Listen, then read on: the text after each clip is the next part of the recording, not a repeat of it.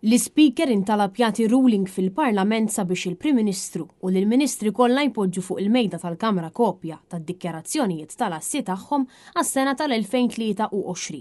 Id-Deputat Carol Aquilina rrefera għat tweġiba mogħtija mill-Prim Ministru għal mistoqsija parlamentari li ġiet imwieġba it-tnejn u li fiha qal li d-dikjarazzjonijiet tal-assi tal-Ministri u s-Segretarji Parlamentari għas-sena tal-2023 ġew sottomessi skont kif mitlub fil-manwal u kienu disponibbli għal pubbliku għalkemm dawn ma ġewx ippubblikati u weħlu fl-uffiċċju tal-Prim Ministru.